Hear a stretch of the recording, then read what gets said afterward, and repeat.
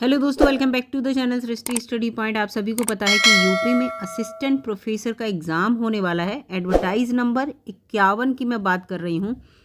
तो यहाँ पर मैं PYQ लेके आई हूँ, या ये कह लीजिए कि प्रीवियस ईयर का पेपर लेके आई हूँ। और ये पेपर जो है वो 2021 का है। 30 क्वेश्चन है जीके का पेपर है ये देखिए, सामान्य अध्ययन का पेपर है। पूरे 30 क्वेश्चन आपको यहाँ पर देखने को मिलेंगे और आपको ये समझ में आएगा कि किस तरह के क्वेश्चन जो हैं वो एग्ज़ाम में आ सकते हैं। हर क्वेश्चन के साथ एडिशनल जो नॉलेज है वो भी मैं आपको दूंगी, यानी कि उस क्वेश्चन से जुड़े हुए जो दूसरे क्वेश्चन भी बन सकते हैं एग्जाम में, उस तरह के। तो यहाँ पर देखिए, पहला है the Indian institute of ecology and environment. ये कहाँ पर स्थित है? तो ये जो है वो न्यू दिल्ली में स्थित है। इस तरह का जो है मैं क्वेश्चन लेकर, वो पूरी एक वीडियो मैंने बनाई है सारे इंस्टीट्यूट से रिलेटेड, वो आप चैनल पर जाकर देखिएगा। पर्यावरण से संबंधित है और यही असिस्टेंट प्रोफेसर से कंसर्न बनाई है, न्यू दिल्ली में है। अब इसके साथ एक एडिशनल ये न्यूज़ है इसमें, जो क्वेश्चन आ सकता है कि इसकी स्थापना कब हुई थी। तो इसकी स्थापना हुई 5 जून 1980 को। अब इसमें ये आ सकता है कि 5 जून को क्या होता है, तो 5 जून को होता है विश्व पर्यावरण दिवस। तो ये दो क्वेश्चन इस तरह के आपको यहाँ पर तैयार हो गए। अगला क्वेश्चन है यहाँ पर कि निम्न में से कौन सा भारतीय राज्य के बारे में पूछा है कि कर्क रेखा के उत्तर में स्थित है। तो वो जो राज्य है वो है मणिपुर। अब मैं कर्क रेखा से कंसर्न आपको क्वेश्चन बता देती हूँ कि कर्क रेखा जो है हमारे 8 राज्यों से होकर गुजरती है। ठीक है, 8 राज्यों से होकर कर्क रेखा गुजरती है। और कर्क रेखा को हम उत्तरी उष्ण कटिबंधीय कहते हैं। क्यों? क्योंकि जो हमारी भूमध्य रेखा है, भूमध्य रेखा बिल्कुल सेंटर में पृथ्वी को काटती है, उसके ऊपर यानी कि उत्तर की तरफ जो है वो कर्क रेखा है, और जो इसके बिल्कुल 23.5 डिग्री नीचे की तरफ जो है वो है मकर रेखा। ठीक है, तो इसीलिए इसे उत्तरी उष्ण कटिबंधीय भी कहते हैं। और ये जो 8 राज्यों से होकर गुजरती है, उन 8 राज्यों में मैं उनके नाम बता देती हूँ आपको। एक तो है इसका गुजरात, दूसरा है राजस्थान।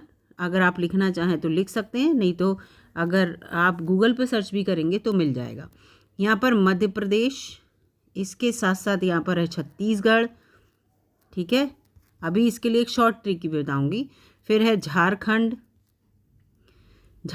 है ये, और झारखंड ये 1 2 3 4 5 हो गए झारखंड। फिर पश्चिमी बंगाल के बाद आ गया यहाँ पर त्रिपुरा के बाद मिजोरम।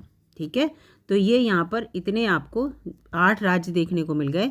और इसके लिए एक बड़ा है मगरमच्छ। यहाँ पर एक ट्रिक है बड़ी अच्छी इसके लिए, मगरमच्छ झपटा। ठीक है, अब इससे आप यहाँ पर टा जो है वो इस तरह से, ठीक है, तो इससे आप बना के देखना यहाँ पर कि आपके 8 राज्य आ रहे हैं। म से, ग से, र से, म से, छ से, झ से, प से और ट से। तो ये कितने हो गए? 5 6 7 8 हो गए। तो 8 राज्य। अब इनसे आप अपने आप दिमाग लगा के 8 राज्यों को जोड़ के देखिएगा। इसके बाद यहाँ पर है अगला प्रश्न है ये, तीसरा प्रश्न ये है कि निम्न में से कौन एक राज्य आर्थिक दृष्टि से सबसे ऊपर, आर्थिक यानी कि इकोनॉमिकली सबसे ऊपर है, लेकिन लिंगानुपात यानी कि मेल फीमेल का जो जेंडर का लिंगानुपात है उसके आधार पर सबसे नीचे है। तो इसका उत्तर है हरियाणा। और इसका लिंगानुपात हरियाणा का मैं बता दूं 879/1000, यानी कि 1000 पुरुषों पर 879 महिलाएं हैं। ठीक है, और सबसे ज़्यादा लिंगानुपात जो है वो है केरल का। ठीक है, केरल का सबसे ज़्यादा है, जो कि है 1086 महिलाएं हैं 1000 पुरुषों पर। ये होता है लिंगानुपात। तो ये समझ लीजिए महिलाएं केरल में ज़्यादा हैं पुरुषों की तुलना में। और भारत का अगर लिंगानुपात आप पूछेंगे तो भारत का लिंगानुपात है 943। ओवरऑल सारे राज्यों का एवरेज लगाकर 943/1000, इनकी 1000 पुरुषों पे 943 महिलाएं। तो ये पूरा यहाँ पर है। अब उत्तर प्रदेश का भी मैं बता देती हूँ आपको। उत्तर प्रदेश का लिंगानुपात, ये क्वेश्चन आ सकता है, 912 है 1000 पुरुषों पर, यानी कि ये जो है महिलाएं होती हैं, ये पुरुष होते हैं। तो अगर कोई जनसंख्या जैसे देखी जाती है तो वहाँ 1000 आपको पुरुष मिलेंगे उतने एरिए में, और 912 महिलाएं, यानी कि बराबर इक्वल में नहीं होंगी, यहाँ महिलाएं कम है अगर यूपी में। और ये 2011 की जनगणना के अनुसार है। इसका चौथा क्वेश्चन यहाँ पर, what is the name of the layer of atmosphere की जो वायुमंडल की निकटतम लेयर है, तो वो एक वीडियो भी, जिस वीडियो में मैंने क्वेश्चन बहुत सारे दिए हैं उसमें बताया है, तो उसमें शोभ मंडल, ठीक है, शोभ मंडल इसका उत्तर होगा। और शोभ मंडल सबसे पास की है। उसके बाद आती है समताप मंडल, समताप मंडल के बाद आएगी आपको यहाँ पर मध्य मंडल, ठीक है, मध्य मंडल के बाद आएगा यहाँ पर आयन मंडल, आयन मंडल के बाद आती है यहाँ पर जो बहिर्मंडल, ठीक है, याद रखना बहिर्मंडल। तो ये पांचों हो गई। अब इसमें मैं आपको बता दूं कि ये जो मध्य मंडल है ये सबसे ठंडी ये परत होती है, सबसे ठंडी, और आयन मंडल सबसे गर्म, ये भी याद रखना। आयन मंडल को ताप मंडल भी कहते हैं, ये सबसे गर्म होती है। और मध्य मंडल में ही जो आग से रिलेटेड जितने भी वो होते हैं उल्कापिंड वगैरह, वो मध्य मंडल में रहते हैं। और समताप मंडल में एरोप्लेन वगैरह रहते हैं, उड़ते हैं, ठीक है, क्योंकि इसमें ताप समान रहता है। और समताप मंडल में ही हमारी ओजोन लेयर है, ठीक है। तो ये सब यहाँ पर मैंने आपको बता दिया। अगला क्वेश्चन है यहाँ पर, ये वाला जो क्वेश्चन है वो करंट अफेयर से रिलेटेड है और लॉकडाउन से रिलेटेड है, तो ये क्वेश्चन मैंने यहाँ पर छोड़ दिया था, पांचवा। छठे क्वेश्चन पे आते हैं। इसमें क्वेश्चन थोड़े, इसमें वीडियो, इसमें जो ये पेपर मिला है, इस पेपर में क्वेश्चन जो है रीशफल्ड करे हुए, क्वेश्चन के जो पेपर है पन्ना वो इधर उधर है। इसके बाद यहाँ पर छठा क्वेश्चन है, ये इसमें पूछा है कि भारत के किस प्रकार के या का जो बैंक है वो विभेदित बैंक के रूप में होता है। विभेदित बैंक वो होती है जो स्पेसिफिक लोगों के लिए हेल्प करती है या उनकी कुछ खास लोगों की हेल्प करती है, ठीक है। और इस विभेदित बैंक यानी कि जो डिफ्रेंशिएटेड बैंक्स जिन्हें कहते हैं, इसकी अवधारणा जो है वो नचिकेता मोर समिति, ठीक है, नचिकेता मोर समिति के द्वारा आरबीआई को पेश की गई थी। क्वेश्चन आ सकता है, इसलिए मैं यहाँ पर इसको बता रही हूँ। और इसका उत्तर यहाँ पर केवल ये दो जो बैंकें हैं वो विभेदित बैंकों के अंदर आती हैं, भुगतान बैंक और लघु वित्त बैंक। जबकि वाणिज्यिक बैंक जो होती है वो नॉर्मल होती है, वो आम आदमी की हेल्प करती है। जबकि विभेदित बैंक जो होती है डिफ्रेंशिएटेड, वो विशेष लोगों को हेल्प करती हैं। इसके बाद सातवां क्वेश्चन है कि भारत में अब तक कितनी बार वित्तीय आपात लगा है। तो एक भी बार वित्तीय आपात नहीं लगा है, जबकि 3 बार जो है वो यहाँ पर राष्ट्रीय आपात लग चुका है, लेकिन वित्तीय आपात नहीं लगा है। और वित्तीय आपात के लिए जो अनुच्छेद है, वो जो अनुच्छेद होता है वो 360 होता है, ठीक है। तो 3 अनुच्छेद आप याद रखना, 352, फिर 4 नंबर छोड़कर 356, फिर 4 नंबर छोड़कर 360। 352 जो होता है वो राष्ट्रीय आपात से रिलेटेड होता है, ये 3 बार हमारे देश में लग चुका है। और 356 जो होता है वो राष्ट्रपति शासन लगता है किसी भी राज्य में। और ये 360 जो होता है वो वित्तीय आपात से रिलेटेड होता है। और इसमें मैं आपको एक बात बता दूं कि जो हमारे यहाँ राष्ट्रीय आपात जो लगा है वो 3 बार लगा है। एक लगा है 1962 में, एक लगा है 1971 में, और एक लगा है 1975 में, ठीक है। 3 बार लग चुका है हमारे यहाँ राष्ट्रीय आपात, वित्तीय आपात नहीं लगा। वित्तीय माने पैसों से रिलेटेड, मतलब हमारे देश में पैसों की कमी हो जाए इतनी ज़्यादा कि आपातकाल लगाना पड़े। 8वां क्वेश्चन है कि wild life institute of India यानी कि भारत का वन्य जीव संस्थान कहाँ पर है। तो वन्य जीव संस्थान जो है वो देहरादून में है, और इसकी स्थापना जो है वो 1982 में की गई थी, ठीक है। ये यहाँ पर 9वां क्वेश्चन है, वन धन विकास योजना, ये उस समय का करंट अफेयर का क्वेश्चन है, लेकिन तब भी यहाँ बता दे रही हूँ। वन धन विकास योजना के अंतर्गत किस राज्य को आदर्श या मॉडल राज्य घोषित किया गया था।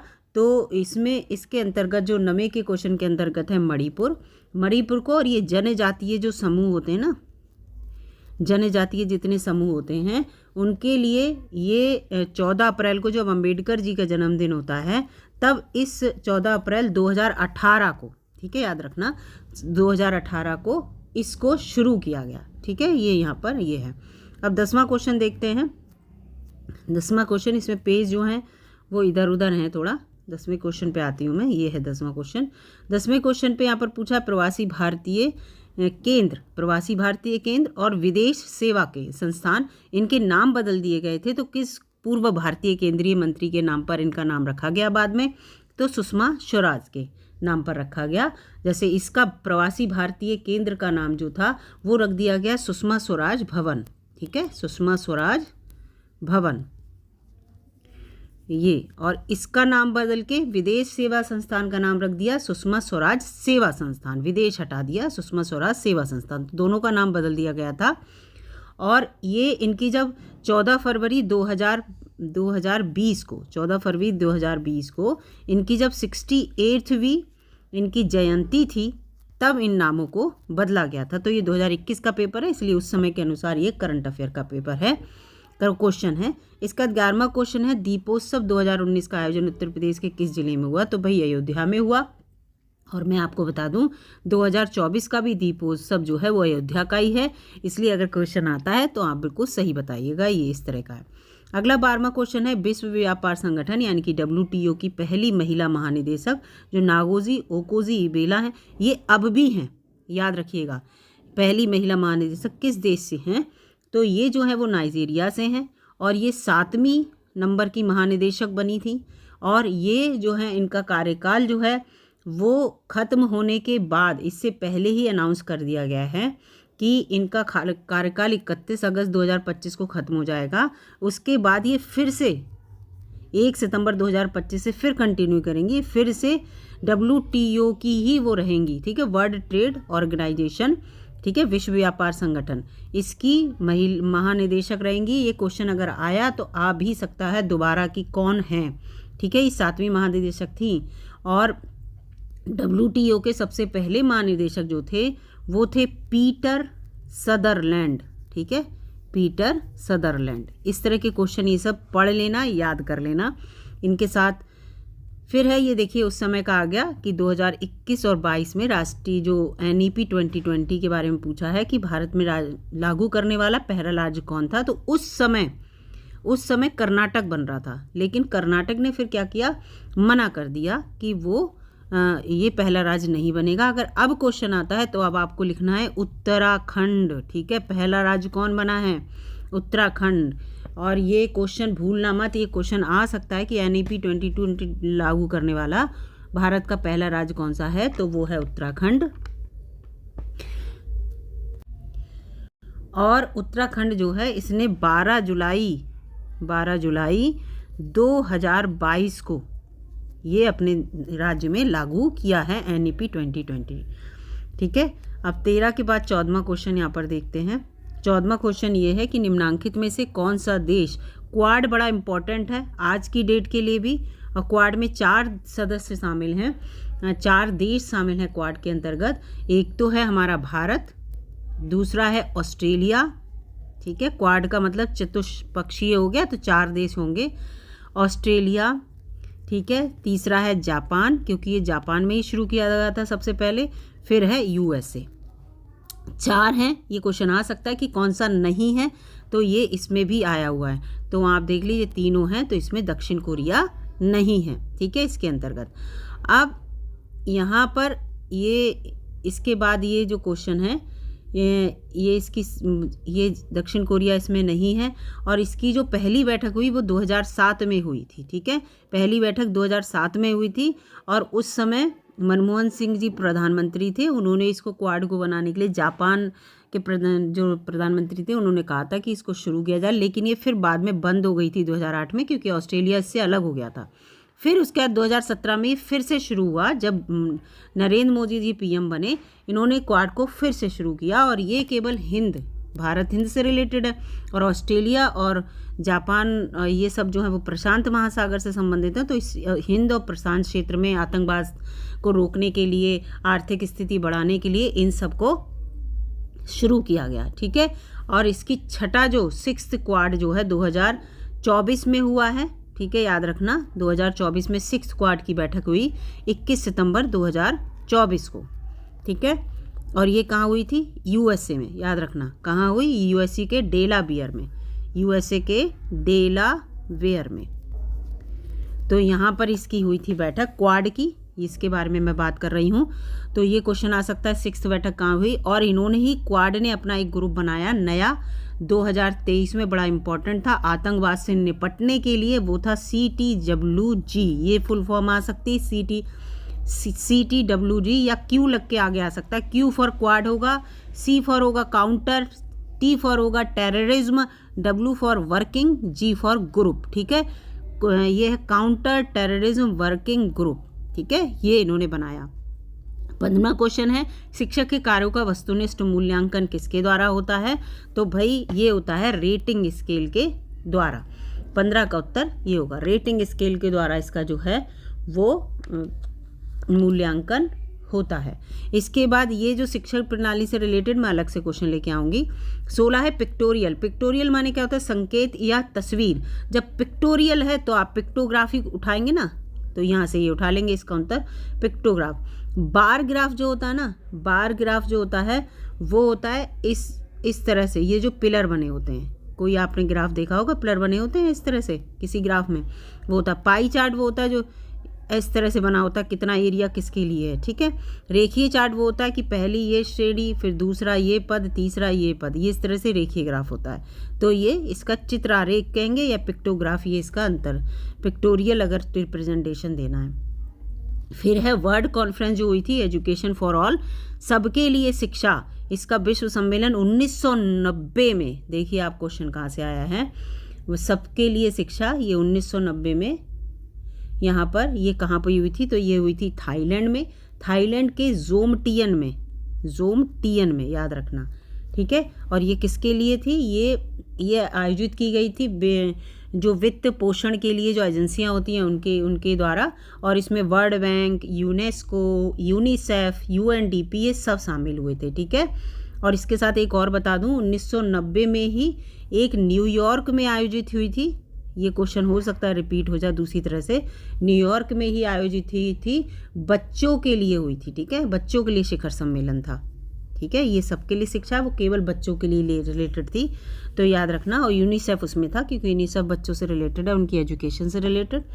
18वां क्वेश्चन यहाँ पर है कि ये देखिए, ये मैंने वीडियो कल ही डाली है कि UGC ने अपने 6 केंद्र खोले, मेरी कल की वीडियो देखिएगा, जो क्षेत्रीय कार्यालय हैं वो खोले थे क्षेत्रवार नियंत्रित करने के लिए। उन्होंने UGC ने 6 अपने क्षेत्रीय कार्यालय खोले। अब इसमें ये क्वेश्चन आ गया कि कब खोले, उसमें मैंने डेट नहीं दी थी, ये देखिए यहाँ पर डेट पूछ ली तो अच्छी बात है। तो ये 94-95 में खोले गए थे, ठीक है, UGC के द्वारा अपने 6 क्षेत्रीय कार्यालय, इसको याद रखिएगा, 94-95 में। अब 19वां क्वेश्चन आ गया कि निम्नलिखित में से किसमें यादृच्छिक या वो क्या है, रेंडमाइजेशन इज नॉट। रैंडम माने होता है अपने आप ही, रैंडमली कोई सैम्पलिंग उठाना। तो रैंडमली सैम्पलिंग में क्या होगा, एक तो ये तीनों तो होंगे लेकिन उसमें पर्पस तो कुछ होगा नहीं, है ना। तो ये इसका है इज़ नॉट डन, जो सैम्पलिंग है वो रैंडमली क्यों नहीं होती है, ये यहाँ पर, तो ये इसका यही है, पर्पसिव सैम्पलिंग जो है इसके अंतर्गत नहीं आती, ठीक है, रैंडमाइजेशन। इसके बाद अगला है smallest unit in a digital system. तो डिजिटल सिस्टम में सबसे छोटी यूनिट होती है वो होती है बिट, ठीक है, सबसे छोटी यूनिट बिट होती है। और बिट जो होती है वो जिसे बाइनरी नंबर भी कहते हैं, बिट को बाइनरी नंबर आपने कंप्यूटर में पढ़ा होगा, बाइनरी नंबर 1 होता है या 0 होता है ना, वो होता है, ये बिट होता है। तो ये इसमें दे रखा है, इस कंप्यूटर से रिलेटेड है ये। IP देखिए, ये भी कंप्यूटर, IP का मतलब होता है इंटरनेट प्रोटोकॉल, IP का मतलब क्या होता है, इंटरनेट प्रोटोकॉल, इसका ये उत्तर है। इसके बाद आ जाएं 22वें क्वेश्चन पे। इसमें पूछा है कि ब्लू रे डिस्क का मतलब क्या है, तो ब्लू रे डिस्क का मतलब ये है स्टोरेज डिवाइस होती है, इंटरनल और एक्सटर्नल दोनों, तो A और B दोनों ही होगा। और ये क्या होता है, अगर एक सिंगल ब्लू रे डिस्क है तो वो 25 GB तक का डाटा स्टोर कर सकती है, और अगर वो ड्यूअल लेयर में है तो वो 50 GB तक का डाटा जो है वो स्टोर कर सकती है। अगर ये एक्सेल में है, एक्स्ट्रा लार्ज के अंतर्गत है, तो 128 GB तक का डाटा जो है वो स्टोर कर सकती है। हो सकता है इसकी कैपेसिटी पूछने लगे ब्लू रेज की, ये ब्लू रे डिस्क की, तो इसलिए मैंने यहाँ पर ये सब आपको क्लियर कर दिया। अगला क्वेश्चन है यहाँ पर, ये डिजिटल, अच्छा ये तो हो गया। 24वां क्वेश्चन है कि ये आउटपुट डिवाइस कौन सी नहीं है, तो इसमें जो 23 के अंतर्गत जो है वो स्कैनर आउटपुट डिवाइस नहीं, जबकि प्रिंटर कुछ हमें प्रिंट करके देता है, प्लॉटर कुछ प्लॉट करके देता है, और VDU जो होता है वो होता है विजुअल डिस्प्ले यूनिट, ठीक है, विजुअल डिस्प्ले यूनिट होता है, बिल्कुल मॉनिटर की तरह। जैसे मॉनिटर पे हम कुछ देख लेते हैं ना, वो हमें कुछ दिखाता है, मॉनिटर कुछ लेता थोड़ी, हम सामने जो देखना चाह रहे हैं यानी कि हमें आउटपुट दे रहा है। मॉनिटर भी एक आउटपुट डिवाइस के अंतर्गत ही आता है, याद रखिएगा। जबकि स्कैनर स्कैन करके क्या करता है, वो कंप्यूटर में अपनी कोई चीज़ भेज रहा है, हमें आउटपुट नहीं इनपुट कर रहा है, तो इसलिए इसमें स्कैनर है। फिर यहाँ पर आ जाते हैं 24वें क्वेश्चन पर। 24वां क्वेश्चन पूछ रहा है कि 1 मेगाबाइट किसके बराबर होता है। इसको लेकर अलग वीडियो बताऊंगी, लेकिन मैं यहाँ पर अभी आंसर बता दे रही हूँ। 1 मेगाबाइट बराबर होता है ये 1024 किलोबाइट, ठीक है। पूरा इसका जो वीडियो है वो लेकर आऊँगी, पूरा बिट से लेकर कितने बाइट से क्या हुआ, छोटी सी वीडियो होगी लेकिन आपको काफ़ी कुछ उसमें समझ में आएगा। कंप्यूटर से रिलेटेड क्वेश्चन है। अब अगला 25वां क्वेश्चन है इसमें कि ये पर्यावरण प्रदूषण से रिलेटेड है, तो ये बड़ा कॉमन सा, इसका आंसर तो यही होगा कि कौन सा सही है संदर्भ में। तो सभी से होता है, जल वायु ध्वनि, तीनों ही पर्यावरण से संबंधित प्रदूषण है, तो इनका उत्तर डी होगा यहाँ पर, ठीक है। 1 2 3। इसके बाद यहाँ पर है कि जैव विविधता दिवस पूछा है ये, ठीक है। इसको बस तोड़ दिया इन्होंने। जैव विविधता के लिए कौन सा अंतर्राष्ट्रीय दिवस है, या ये कह लीजिए अंतर्राष्ट्रीय जैव विविधता दिवस, तो ये होता है 22 मई को। 22 मई को होता है। और जैव विविधता दिवस जो 2024 की थीम मैं आपको बता दे रही हूँ, हो सकता है थीम पूछ लें, इसका होगा यहाँ पर थीम योजना का हिस्सा बने, योजना का हिस्सा बने, ठीक है, याद रखना। तो इस तरह के यहाँ पर इसका थीम था 2024 का। अब आपको बता दूँ मैं, देखो 22 मार्च याद रखिएगा, 22 अप्रैल याद रखिएगा, 22 मई याद रखिएगा। अब इन तीनों को कैसे रटेंगे, 22 मार्च यहाँ पर मैंने डिलीट कर दिया, ये 22 मार्च, 22 अप्रैल, 22 मई। 22 मार्च को जल दिवस, 22 अप्रैल को पृथ्वी दिवस, 22 मई को जैव विविधता दिवस। अब कैसे, पहले आसमान से जल आया, कहाँ गिरा, पृथ्वी पर, पृथ्वी पर गिरते ये क्या हुए, पेड़ पौधे और जीव जंतु फले फूले। तो इस तरह से आप याद कर लेंगे, तीनों याद हो जाएंगे।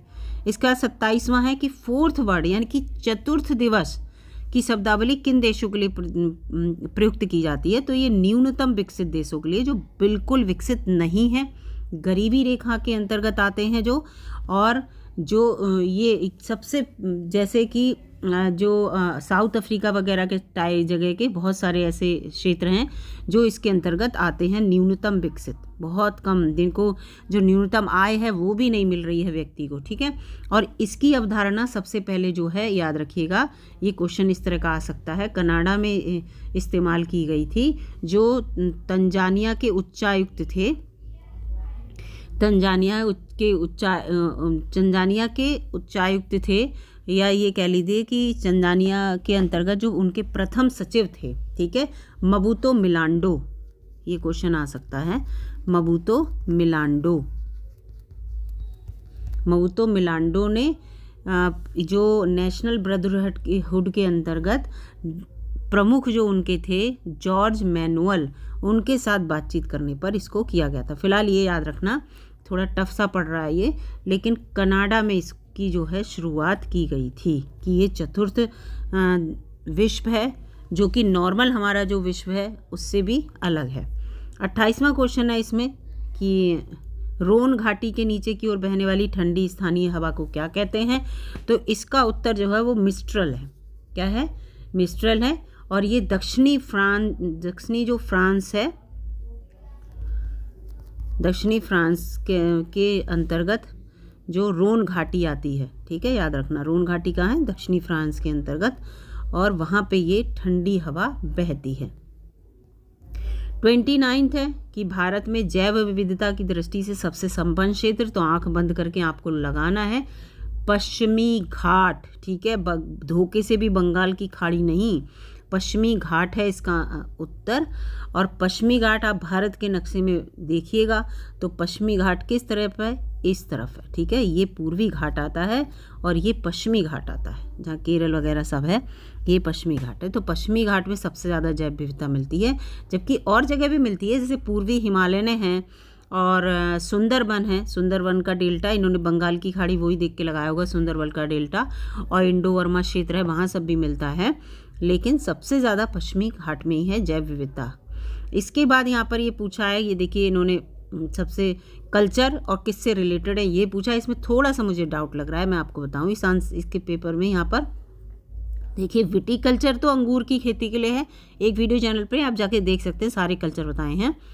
पिसीकल्चर मछली, ठीक है, पिसीज ऐसे बताया है मैंने यहाँ पर, PISCES, पिसीज माने होता है फिश, बायोलॉजी में पिसीज कहते हैं फिश को। तो ये फिश का कल्चर हो गया। विटीकल्चर अंगूर की खेती बहुत पूछा जाता है। अब यहाँ पे ओलेरीकल्चर और वेजीकल्चर, ओलेरीकल्चर में भी सब्जियों वगैरह का उत्पादन होता है, ठीक है, लेकिन यहाँ पर वेजीकल्चर है, वेजीकल्चर माने वेजिटेबल, तो ये तो सब्जियों की खेती दिखाया जाएगा। ओलेरीकल्चर जो है फिर जब जो बचा वो वृक्षों की खेती, लेकिन ओलेरीकल्चर के अंतर्गत जो है वुडी नॉन वुडी पौधों की वो होती है। ऐसा नहीं कि वृक्ष तो बहुत बड़े बड़े हो गए ना उनकी खेती। तो ये बस ओलेरीकल्चर वाला मुझे कन्फ्यूज़न में लग रहा है। अगर आप लोगों को कुछ क्लियर हो तो ज़रूर बताइएगा मुझे कमेंट करके। टोटल मैंने आपको यहाँ पर 30 क्वेश्चन मैंने पूरे बताए हैं। अगर वीडियो आपको अच्छी लगी है दोस्तों तो लाइक कर दीजिएगा, और चैनल पर नए हो सब्सक्राइब कर दीजिएगा। मैं जो, और ये तो एक शिफ्ट का है 2021 वाला, फर्स्ट शिफ्ट का, दूसरी शिफ्ट का भी पेपर आपको ज़रूर सॉल्व करके बताऊंगी, और ऐसे ही बिल्कुल डिटेल में आंसर बताऊंगी। और अपने दोस्तों में शेयर भी कर दीजिएगा, लाइक कर दीजिएगा, सब्सक्राइब कर लीजिएगा और कमेंट भी कीजिएगा। धन्यवाद।